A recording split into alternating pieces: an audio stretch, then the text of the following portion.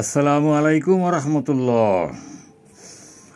মাহফুজি TV থেকে মাকসুদুর রহমান মাহফুজি বলছি।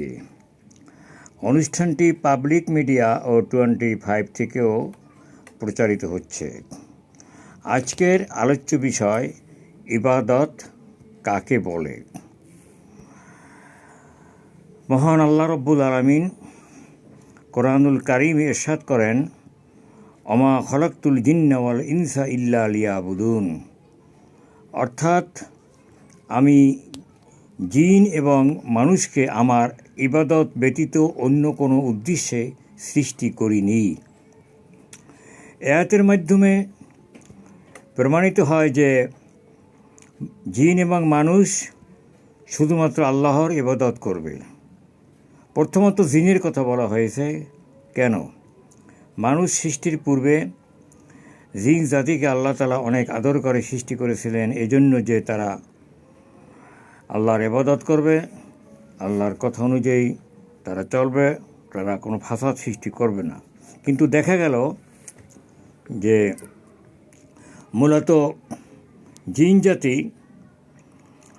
আল্লাহর ইবাদত থেকে তারা দূরে থাকতে শুরু করলো। তারা যেহেতু ক্ষণিক সময়ের ভিতরে এক স্থান থেকে আর এক স্থানে যেতে পারত, কোনো স্থান থেকে বার্তা সংগ্রহ করতে পারত পলকের মাধ্যমে, এজন্য তারা নিজেদেরকে খুব শক্তিবান মনে করল। দেখা গেল আর সৃষ্টিকর্তার কথা, আল্লাহর কথা আর মানার দরকার কি। এভাবে তাদের ভিতরে অহমিক এসে গেল। আল্লাহ রব্বুল আলামিন সহ্য করলেন না।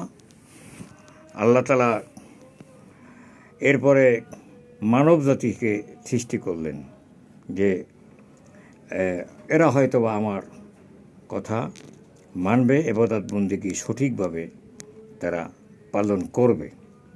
তো এখানে দেখা গেল যে কার্যত তারাও পৃথিবীতে আসার পরে দাঙ্গা হাঙ্গামা ফাসাদ সৃষ্টি করতেছে। তাদের ভিতরে অনৈক্য, তারা সকলে আল্লাহর কথা মানে না, আল্লাহর বিধিবিধান অনুযায়ী চলে না। কিছু চললেও ব্যক্তিগতভাবে কিছু কিছু ক্ষেত্রে আল্লাহর বিধান মানে, আর সর্বক্ষেত্রে আল্লাহর বিধান মানে না।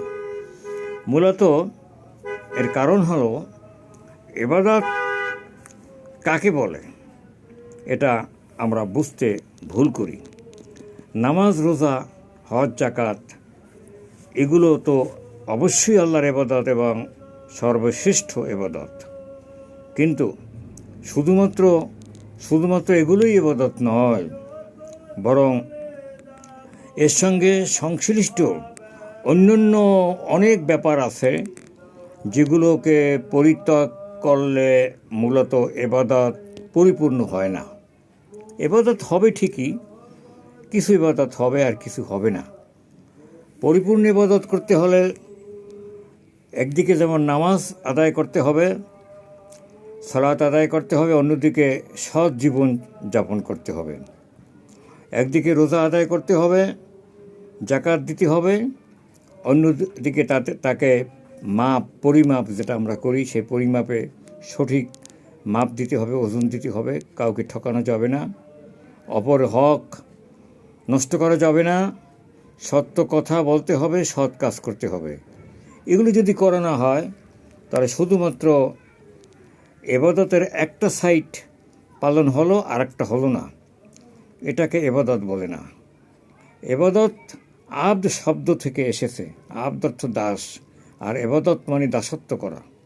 তো একটি দাস যেমন মনিবের হুকুমের বাইরে কোনো কাজই করতে পারে না, সে কিছু কথা মনিবের মানবে আর কিছুটা নিজের ইচ্ছা মতো বা অন্য কারো ইচ্ছা মতো করবে, সে তো পরিপূর্ণ দাস হতে পারল না। এটা যেমন আমরা বুঝি, ঠিক তেমনি আল্লাহর ইবাদত যদি করতে হয় সেখানে নামাজ, রোজা, হজ, জাকাত যেমন আল্লাহর হুকুমে করতে হবে, ঠিক তেমনি আমার বিস্তীর্ণ জীবন, আমার জীবনের যা কিছু ব্যক্তি জীবন, পারিবারিক, সামাজিক, রাজনৈতিক জীবনে যত কিছু আমাদের জীবনের দিক রয়েছে, বিভাগ রয়েছে, সকল দিক ও বিভাগে আল্লাহর হুকুমকে, আল্লাহর দাসত্বকে কার্যকরী করতে হবে, প্রতিষ্ঠা করতে হবে।